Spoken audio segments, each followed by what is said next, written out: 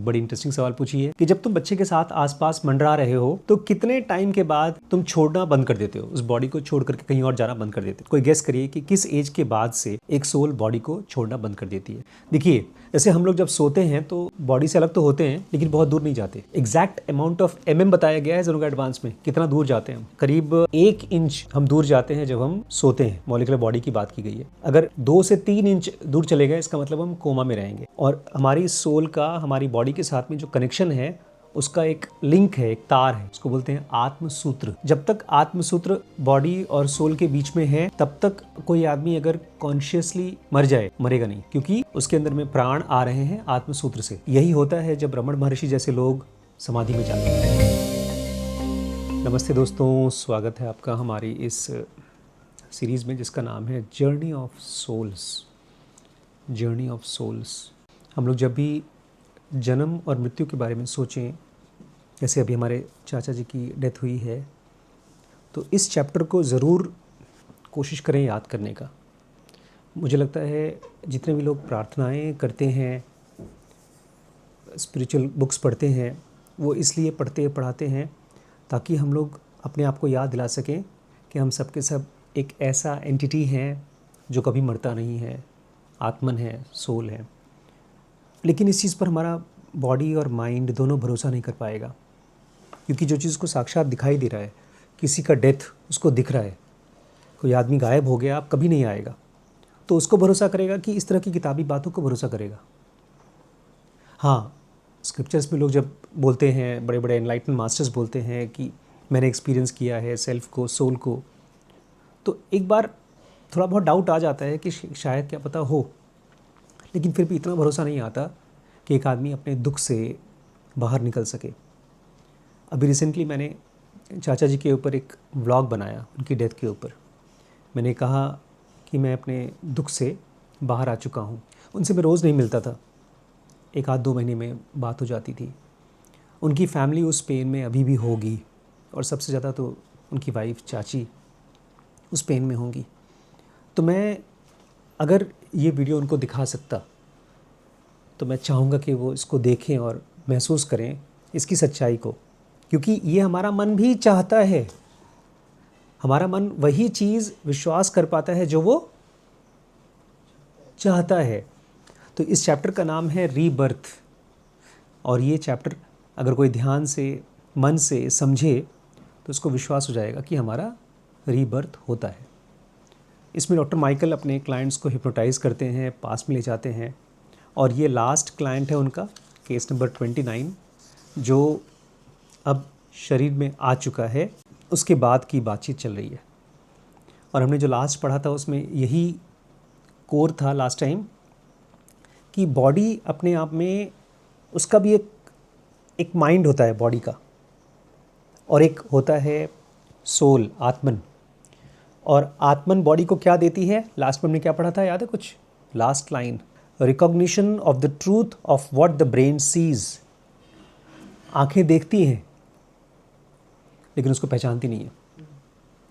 Artificial intelligence के बारे में कहा जाता है, शीश ने बताया, और आजकल जितने भी बड़े बड़े टेक इंजीनियर्स हैं वो बताते हैं कि आर्टिफिशियल इंटेलिजेंस को सबसे मुश्किल काम है ट्रेन करना। हम उसको अपनी मेमोरी से ट्रेन करते हैं। अगर हम उसके साथ बातचीत करते हैं तो हम अपना माइंड उसमें डालते हैं, तब वो जाकर ट्रेन होता है। लेकिन हमको कौन ट्रेन करता है? इस बॉडी को, इस माइंड को, दुनिया को देखना, पहचानना, इसको कौन ट्रेन करता है?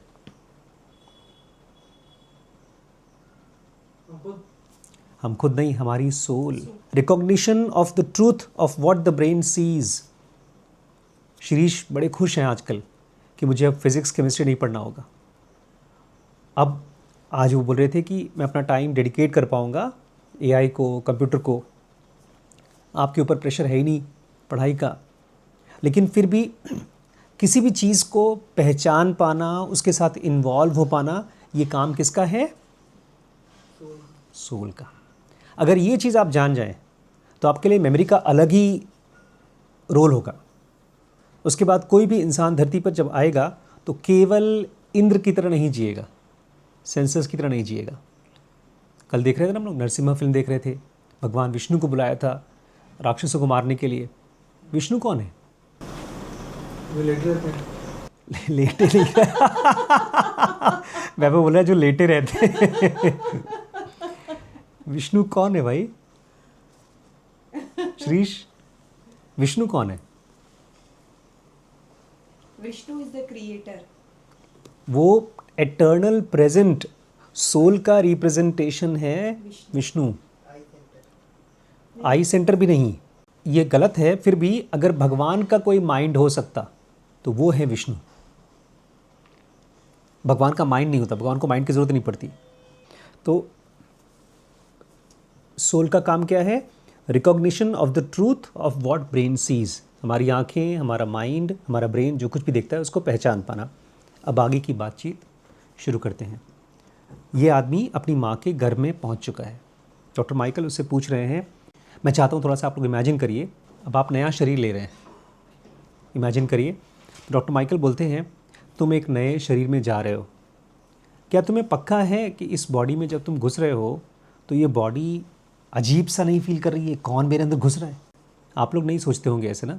श्रीश, आप हमारे घर में आए, आप हमारे लिए एलियन हैं कि नहीं? हम लोग जब किसी से सवाल पूछते हैं तो एक अलग ये क्वेश्चन को समझिए, क्योंकि अगर हम सोल हैं तो हमारा नेचर, हमारे अंदर कौन सा पार्ट है जो सोल की तरह बिहेव कर रहा है? जब आप दुखी होते हैं तो क्या वो सोल है? जब आप किसी के प्रति गुस्सा करते हैं या किसी से डरते हैं, जलना नहीं डरना, तो क्या वो सोल है? तो ये पूछ रहे हैं, क्या तुम्हें पक्का है कि ये बच्चे की बॉडी में तुम घुस रहे हो और ये बच्चे को तो ये नहीं लग रहा होगा कि तुम एलियन हो? अब थोड़ा सा एक बहुत सटल चीज़ और बहुत मुश्किल चीज़ आप लोगों को समझाई जाने वाली है। जब एक सोल बॉडी में आती है तो कौन से एज में आती है? कोई आइडिया?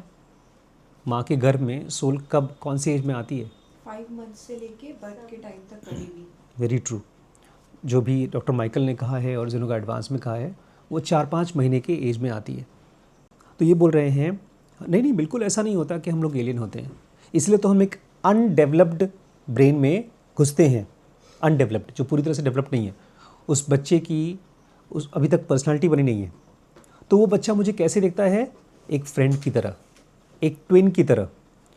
श्रीश को की बड़ी फेवरेट फिल्म है, इसमें एक आदमी पास्ट में जाता है, फ्यूचर से पास्ट में जाता है, और उसमें वो अपने यंगर सेल्फ से मिलता है।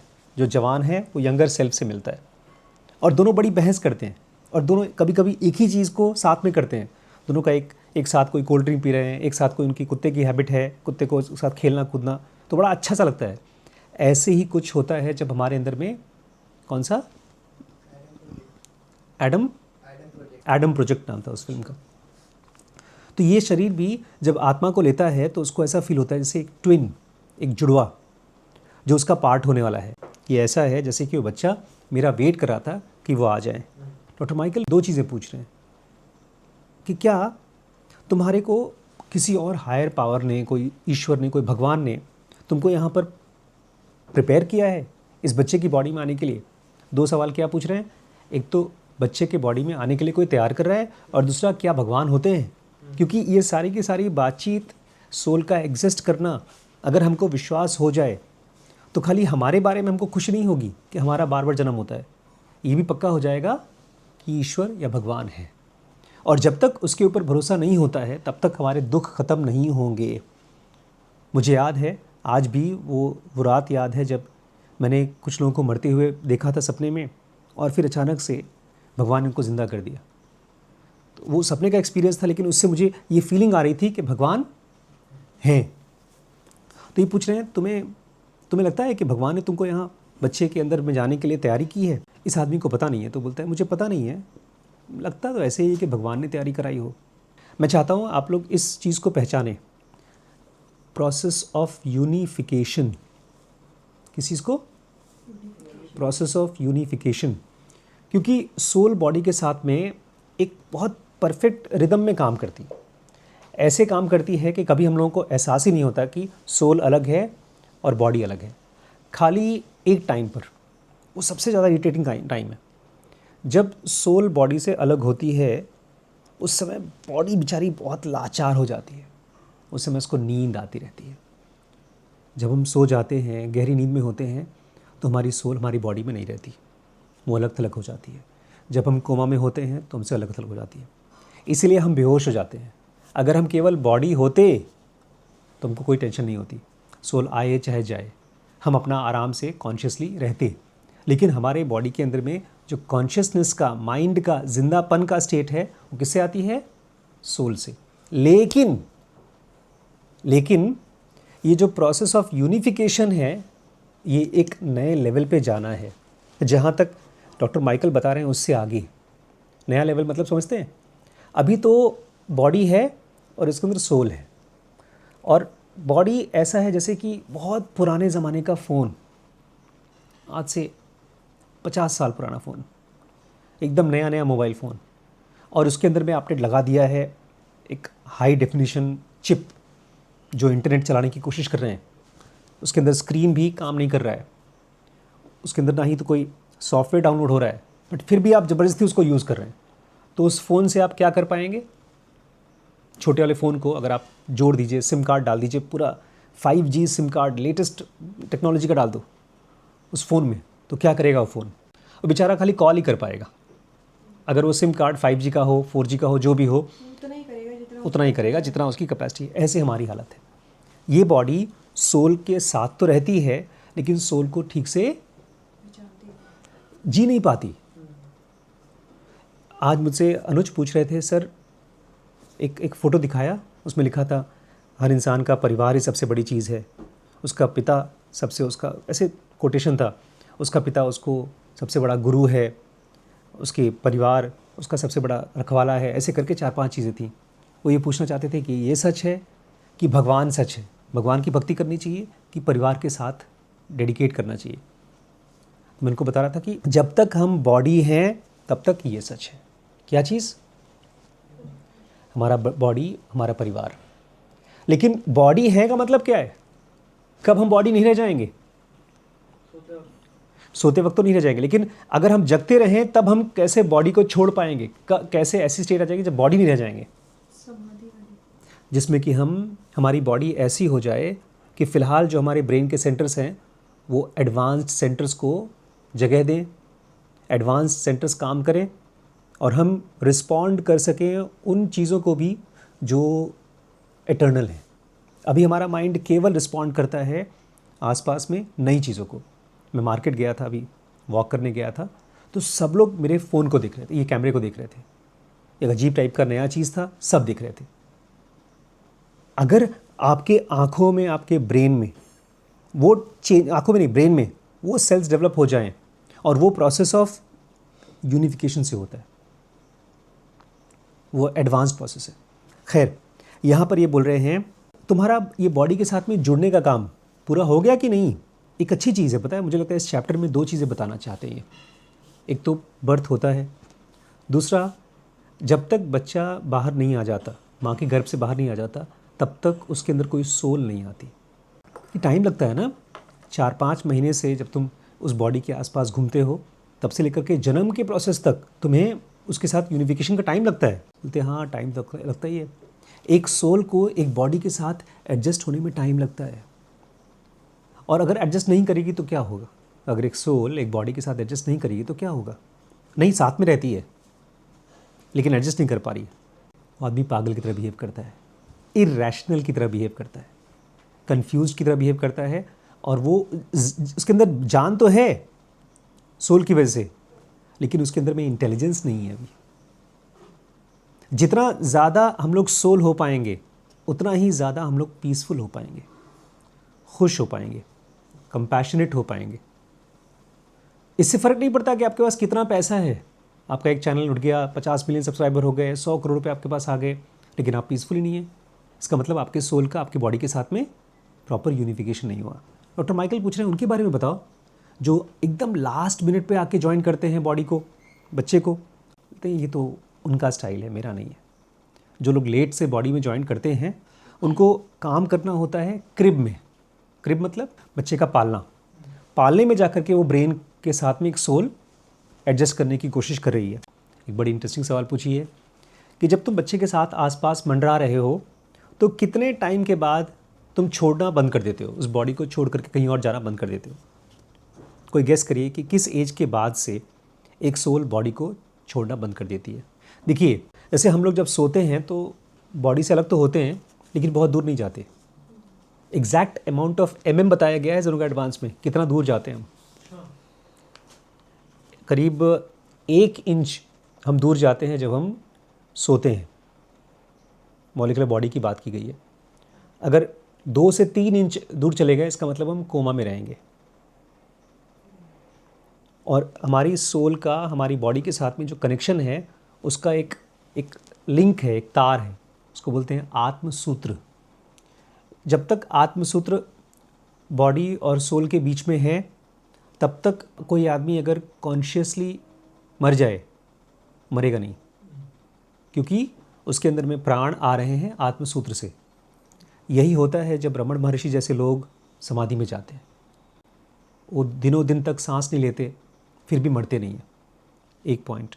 दूसरा पॉइंट, जब छोटा सा बच्चा होता है तो उसकी सोल उसके आसपास में घूमती रहती है, अंदर आती है बाहर जाती है, अंदर आती है बाहर जाती है। लेकिन छोटा बच्चा बहुत देर तक सोता है। एकदम छोटा बच्चा जब पैदा होता है बहुत ज़्यादा सोता है, क्योंकि अभी भी उसका ब्रेन इस लायक नहीं बना है कि पूरी तरह से सोल उसको यूज़ कर सके। इसलिए कहते हैं छोटे बच्चे, बहुत छोटे बच्चे, they can see spirits. Krishnamurti देख पाते थे अपनी माँ को। बहुत से बच्चे बताते हैं 10 साल तक देख पाते थे। 5 से 6 साल का बच्चा वो होता है जिसके साथ सोल 24 घंटे रहती है। उसके पहले तक आप बच्चे को अकेला छोड़ नहीं सकते। उसके 5 से 6 साल के बच्चे को कोई ना कोई चाहिए देखभाल करने वाला, क्योंकि वो गलती कर देगा।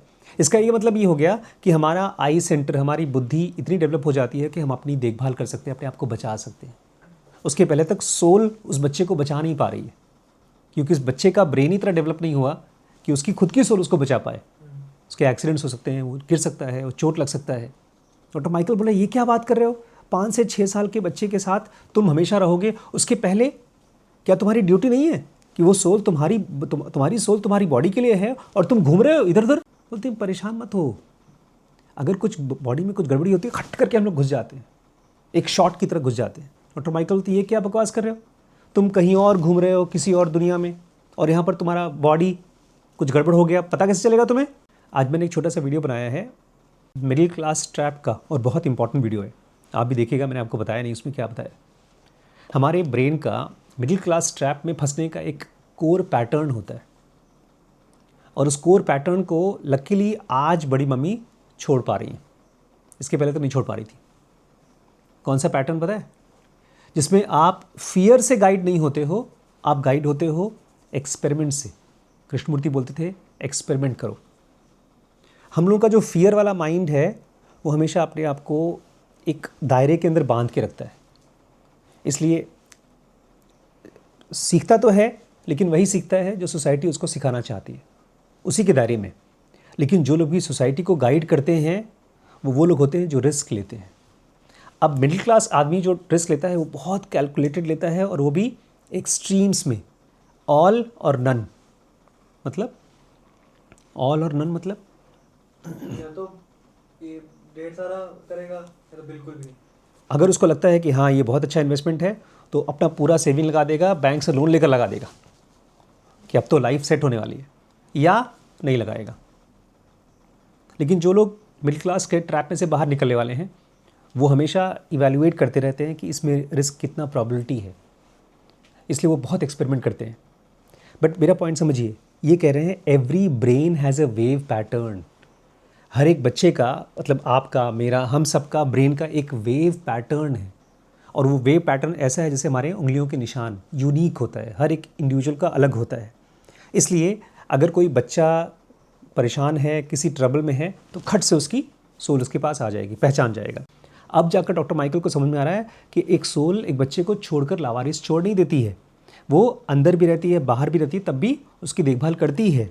फिर ये आदमी बड़े गर्व से बोलता है, और मैं खाली बच्चों को नहीं देखता हूँ, मैं पेरेंट्स को भी देखता हूँ। बहुत बार ऐसा होता है कि अगर माँ बाप आपस में स्क्वैबल्स कर रहे हैं, स्क्वैबल समझते हैं, बहस झगड़े, आर्ग्यूमेंट्स, तो फिर उसकी वजह से कुछ वाइब्रेशंस का हमारे ऊपर असर भी पड़ जाता है, बच्चे के ब्रेन के ऊपर। बोलते अच्छा मान लीजिए एक बच्चे के माँ बाप बहुत लड़ाई कर रहे हैं और तुम उसी के आसपास हो और तुम्हारे को असर पड़ने वाला, तो तुम क्या करते हो? तो बच्चे को शांत कराने की कोशिश करते हैं। उस बच्चे के थ्रू हम पेरेंट्स तक पहुंचने की कोशिश करते हैं ताकि उनको काम कर सकें। बोलते एक बच्चे के थ्रू सोल पेरेंट्स तक पहुंचने की कोशिश करिए। ये मुझे समझ में नहीं आया, इसका कोई एग्जांपल दो। एक छोटा बच्चा जब भी देखता है उसके माँ बाप लड़ाई कर रहे हैं तो कुछ ऐसी हरकत करेगा कि माँ बाप हंसने लगें। हमारे यहाँ वैभव यही करता है, जब भी हम लोग लड़ाई करते हैं हंसाने की कोशिश करता है। शिरीष कुछ चाय वाय बनाने की कोशिश करते हैं। दोनों ही इस उम्र में आकर के, 17 साल की उम्र में आकर के कम से कम इनकी सोल्स समझ गई है कि हमको क्या करना है। और जब ऐसी हरकत एक बच्चा करता है तो माँ बाप को बच्चे और अच्छे लगते हैं। तो ये कोई बेवकूफ़ी नहीं है कि बच्चा आपके सामने दे देकर हंस रहा है, बहुत चालाक है, आपकी लड़ाई को ख़त्म करना चाहता है। तो क्या ये भी पॉसिबल है कि एक सोल की तरह तुम उस बच्चे के मोटर मूवमेंट्स, मतलब उसके हाथ पैर का मूवमेंट्स, ये भी कंट्रोल कर सकते हो? बोलते बिल्कुल, ऐसा करता हूँ मैं, जैसे छोटे बच्चे को अंदर से गुदगुदी कर दूंगा मैं। कभी देखा है बच्चे को हंसते हुए? बच्चों की हंसी बड़ी अच्छी लगती है, बुढ़े होकर के हंसी बेकार लगती है। शिरीष छोटे थे, खूब हंसते थे, खूब बकबक करते थे और अच्छा भी लगता था। वैभव का भी यही हाल था, लंबे लंबे बाल थे इनके। तो बोलते अरे भाई मैं उस सोल का मालिक, उस बॉडी का मालिक हूँ, मैं चाहूँ तो उसको टिकल कर सकता हूँ ताकि वो उस फैमिली का देखभाल कर सके, उनको हंसा सके, हारमोनी ला सके। अब मेन सवाल ये बताओ, माँ के गर्भ में जब तुम रहते हो तो कैसा फीलिंग होती है, वो स्टेट बताओ। तो ये तो बड़ी अच्छी स्टेट होती है, अंदर में warm comfortable feeling of love होता है। ज़्यादातर टाइम लव होता है, कभी कभी स्ट्रेस भी होता है, लेकिन एक चीज़ बड़ी अच्छी होती है इस टाइम पर, मैं अंदर बैठ कर के गर्भ में सोचता हूँ और प्लान करता हूँ जन्म के बाद मुझे क्या करना है। और उस टाइम को हम वेस्ट नहीं करते हैं, हम पास्ट लाइफ्स के बारे में सोचते हैं, हम कौन कौन सी अपॉर्चुनिटीज़ मिस कर गए हैं उसके बारे में सोचते हैं, और इससे हम लोगों को फ़ायदा होता है, इंसेंटिव मिलता है। ऑटोमेटिकली बोलते हैं और अभी तक तुम्हारे पास, तुम बॉडी में आने लगे हो और अभी तक तुम्हारे को पास्ट लाइफ की मेमोरी को ब्लॉक नहीं किया गया।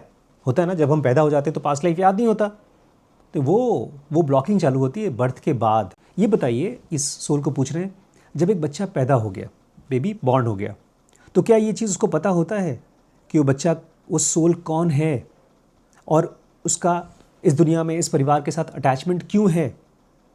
पॉज, शांत रहता है आदमी, सोचता है। एक बच्चे का माइंड इतना कम डेवलप्ड होता है कि वो इन सब चीज़ों को बहुत रीज़न नहीं कर पाता कि मैं किस सोल का हूँ, कहाँ का हूँ। और एक बच्चे को थोड़ा सा कंफर्ट के लिए पास्ट का नॉलेज होता है, फिर धीमे धीमे वो सारी की सारी नॉलेज फेड हो जाती है पास्ट की। जब एक बच्चा बात करना शुरू करता है, उसके बाद से धीमे धीमे उसकी सारी पास्ट लाइफ की मेमोरीज़ लॉक कर दी जाती हैं। और ऐसा ही होना चाहिए। अगर किसी को अपने पास्ट लाइफ की याद है तो उसकी प्रेजेंट लाइफ में डिस्टर्बेंस हो जाएगा। वो बार बार कभी वो सोचेगा कि मैं वो हूँ और वहाँ जाने की कोशिश करेगा, उस घर पे, उस माँ बाप के पास। ऑटोमेटिकली बोलते हैं अच्छा, इसका मतलब ये है कि तुम्हें बचपन में अपने पास्ट लाइफ के कुछ फ्लीटिंग थॉट्स होते हैं, मतलब ऐसे ही टेम्प्रेरी थॉट्स होते हैं। बोलते हैं हर वो बच्चा जब खेल खेलता है, सपने वाले दोस्त बनाता है, नकली दोस्त बनाता है जो सच में नहीं होते, स्टोरीज़ बनाता है, इसका मतलब ये है कि वो पास्ट लाइफ की मेमोरीज से बना रहा है। बाद में फेड हो जाता है ये सब। और छोटे बच्चों के लिए एक हमारे पास बुक है, उसको ज़रूर पढ़ना चाहिए हम लोग को। मैंने शुरू में मंगाया था, मैंने अभी तक पढ़ा नहीं है। उस बुक का नाम है फिलोसफिकल बेबी। जितना हम एक बच्चे को क्रेडिट देते हैं कि वो समझदार है या बेवकूफ़ है, उससे कहीं ज़्यादा एक बच्चा जानता है। बोलते हैं अच्छा ठीक है, अब ये टाइम है जब तुम्हारा जन्म होने वाला है, इस समय तुम क्या कर रहे हो? I am listening to music. इसका जन्म होने वाला है और ये क्या कर रहा है? म्यूज़िक सुन रहा है। म्यूज़िक? What music? डॉक्टर पूछते हैं। तो मेरे पिताजी इस समय अपने आप को रिलैक्स करने के लिए कुछ म्यूज़िक बजा रहे हैं। उनको अच्छा लगता है जब म्यूज़िक सुन करके वो रिलैक्स होते हैं। शीश को भी अच्छा लगता है जब म्यूज़िक सुन करके रिलैक्स होते हैं। वैभव को भी अच्छा लगता है, सबको अच्छा लगता है। ये आदमी कहता है लेकिन उनके लिए मुझे थोड़ा सा डर लग रहा है, एंग्जाइटी लग रही है। पता है क्यों? उनको लगता है कि उनको लड़का चाहिए, but I will change his mind in hurry. लेकिन जब मैं पैदा होऊंगा उनका माइंड बदल दूंगा। तो डॉक्टर माइकल बोलते हैं अच्छा, ये टाइम भी तुम्हारे लिए प्रोडक्टिव है, इसमें भी तुम काम कर रहे हो, उनका माइंड चेंज करोगे। अरे भाई, दुनिया में आ रहा हूँ मैं, पहली सांस लूँगा, प्लानिंग तो करनी पड़ेगी, मैं बिज़ी हूँ बहुत ज़्यादा। माँ के गर्भ में ये मेरा आखिरी मौका है क्वाइट कॉन्टेम्पलेशन का फॉर द नेक्स्ट लाइफ। और जब पैदा हो जाऊँगा उसके बाद क्या करूँगा? भागा दौड़ी भागा दौड़ी भागा दौड़ी, भाग भाग भाग मिल्खा भाग। एक तरह से देखा जाए तो हमारा नॉन फिजिकल स्टेट दूसरों को कितना भी पेनफुल लगता हो, वो सबसे कंफर्टेबल स्टेट है। जब तक माँ के गर्भ से बाहर निकलकर पहली सांस नहीं ले ली, ऐसे समझिए जैसे पहली सांस ली, घड़ घड़ घड़ घड़ घड़ घड़ मशीन चालू हो गई। उसके बाद वो मशीन चलती रहेगी चलती रहेगी, दर्द तकलीफ़ और पता नहीं क्या क्या चीज़ चलता रहेगा। और फिर जब वो मशीन ख़त्म होती है, फिर एक कॉन्टम्पलेटिव क्वाइट कॉन्टम्पलेशन में चला जाता है इंसान, एक सोल के फॉर्म में रहता है। बहुत लंबी बातचीत नहीं की है, बस यही समझो कि बॉडी को सोल की हेल्प चाहिए। और एक बड़ी इंपॉर्टेंट चीज़ हमने ज़ेनोगा एडवांस में पढ़ा है, मैं चाहूँगा हम सब फिर से शुरू करें, ज़ेनोगा एडवांस को कंप्लीट करें। बेचारी सोल तब तक डेवलप नहीं कर सकती बॉडी को जब तक बॉडी नहीं होना चाहती। क्लास के दौरान अगर कोई मोबाइल चला रहा है तो क्लास नहीं पढ़ा सकता उसको, अगर कोई सो रहा है तो उसको नहीं पढ़ा सकता। ऐसे ही सोल बॉडी को कुछ भी नहीं हेल्प कर सकती अगर बॉडी किसी और चीज़ में इंटरेस्टेड है। स्पिरिचुअल ग्रोथ में सोल तो पूरी तरह से परिपक्व है, लेकिन बॉडी इंटरेस्टेड नहीं है। जिस दिन बॉडी इंटरेस्टेड होगी, सोल सब कुछ कर सकती है उसके साथ। ये सिंपल सी बात है, लेकिन इसको आप लोग सोचिएगा। जब भी आप लोग सोने जाते हैं तो अपने कान, अपने सेंसेस को महसूस करिएगा, क्योंकि वो सब पास्ट लाइफ, एटर्नल सेल्फ, वो सब हमारी बॉडी में है।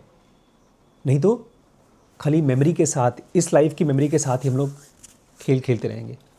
चाचा जी की जो डेथ हुई है, बेचारे जाते समय बता रहे थे चाची कि ऐसे हाथ जोड़े कि अब मैं जा रहा हूँ, डरे हुए भी थे।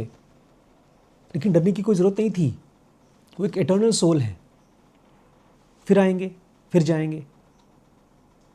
बट मेन क्वेश्चन तो ये है, क्या हम अपने आप को उस एटर्नल सोल के फॉर्म में जी सकते हैं? ये मेन क्वेश्चन है। थ्रू आउट पैसे कमाइए, बहुत फेमस होइए, खूब ढेर सारा सामान, ढेर सारा गैजेट, सब कुछ लीजिए, लेकिन अपने माइंड का पीस को सबसे पहले बेस बनाइए।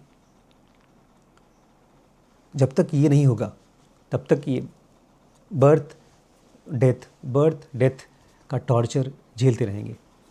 तो ये लास्ट चैप्टर था। इसके बाद एक छोटा सा कंक्लूजन डॉक्टर माइकल ने दिया है, वो हम लोग कल पढ़ेंगे, फिर ये सीरीज़ कंप्लीट हो जाएगी। दोस्तों, जर्नी ऑफ सोल सीरीज़ जो आपने अभी भी देखा, ये dkbrains.com पे अवेलेबल है। और अब हमने कुछ नया किया है इस प्लेटफॉर्म पे। इसका स्ट्रक्चर हमने पार्ट्स में डिवाइड किया है, क्योंकि बहुत से लोग हैं जो हमारे कोर्सेज ट्राई करना चाहते थे लेकिन नहीं कर पाते थे फ़ीस की वजह से। तो हमने एक ऑप्शन चालू किया है जो फ्री है। अच्छा, उसके बाद अगर आपको लगता है कि नहीं, मुझे अब पेड कोर्स करना है, और फाइनली अगर आपने डिसाइड कर लिया है कि आप हमारे साथ लंबे समय तक चलना चाहते हैं, तो एक ऑप्शन है ग्रो, जिसमें हमारी सारी सीरीज़ आपको अवेलेबल है थ्रू आउट द ईयर। लेकिन उसके साथ साथ इसको एक अपॉर्चुनिटी भी बना सकते हैं अपनी अर्निंग का। बहुत ज़्यादा तो नहीं, लेकिन फिर भी कुछ न कुछ आपको अर्निंग होगी जब आप इस सीरीज़ को देखते हैं और किसी और को रेफ़र करते हैं। ट्राई आउट करिएगा, मुझे कमेंट के ज़रिए बताइएगा। आपके सजेशंस हमारे लिए बहुत इंपॉर्टेंट हैं। मैं वेट करूँगा आपके कमेंट्स का। ठीक है।